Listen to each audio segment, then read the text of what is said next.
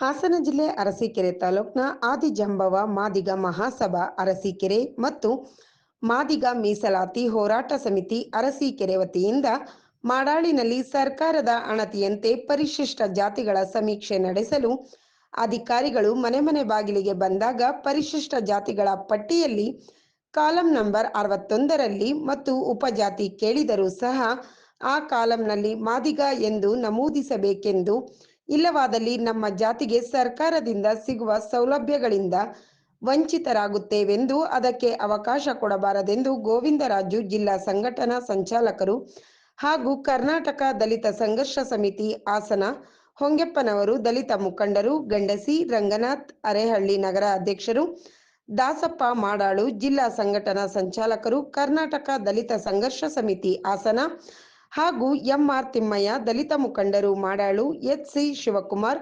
RTI ಕಾರ್ಯಕರ್ತರು, P Hosalli ಇವರೆಲ್ಲರೂ ಮಾಡಾಳಿನಲ್ಲಿ ಮನೆ ಮನೆ ಭೇಟಿ ನೀಡಿ ಮಾಹಿತಿ ನೀಡುವಲ್ಲಿ ಯಶಸ್ವಿಯಾದರು. ನಮ್ಮ ಫಲಾನುಭವಿಗಳು ಅವ್ರ ತಂದೆ ಹೆಸರಿಗೆ ಜಮೀನಿದ್ರೆ, ಅವ್ರ ತಂದೆ ಸರ್ಕಾರ ಸವಲತ್ತು ಪಡೆದಿದ್ರೆ, ಒಂದು ಬಹುಶಃ ಮಗ ಏನು ಸವಲತ್ತು ಪಡೆದೇ ಇದ್ರೆ ಪಡೆದಿಲ್ಲ ಅಂತಲೇ ನಮೂನೆ ಮಾಡಬೇಕು ಅಂತ ಹೇಳ್ತಾ ಈ ನನ್ನ 2 ಮಾತುಗಳ ಅವಕಾಶ ಕೊಟ್ಟಿದ್ದಕ್ಕೆ ಧನ್ಯವಾದಗಳು. ಇದು ಸುಮಾರು 50 ವರ್ಷದಿಂದ ಹೋರಾಟ ನಡೀತಿದೆ. ನಮ್ಮ ಮಾದಿಗರ ಜಾತಿ ನಮ್ಮ ಪರಿಗಣನೆ ಮಾಡಬೇಕು ಅಂತ. ಇಲ್ಲಿ 101 ಜಾತಿಲಿ ಯಾರೋ 1 ಜಾತಿ 2 ಜಾತಿ ಮಾತ್ರ ಇವತ್ತು ಸವಲತ್ತು, ಸರ್ಕಾರದ ಸೌಲಭ್ಯವನ್ನು ಪಡೆದಿತ್ತು.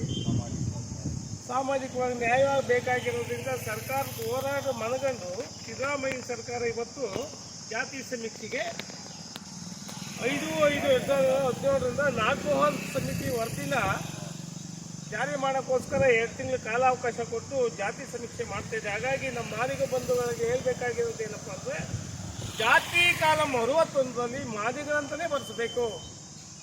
ಈ 101 ಜಾತಿ ಇದ್ದಾಗ ಸುಮ್ಮನೆ ಮಿಸ್ಗೇಡ್ ಆಗಿ ಹಿಂದಿನಿಂದ ಹಂಗೆ ಆಗಿರೋದು. ಹಾಗಾಗಿ ಇವತ್ತು ನಾಗಮೋಹನ ವರದಿಗೆ ಮಾಹಿತಿ ಸಿಕ್ಕಬೇಕು ಅಂದರೆ ನಾವು ಮಾದಿಗರಂತಲೇ ಬರೆಸ್ಕೋಬೇಕಾಗಿದೆ.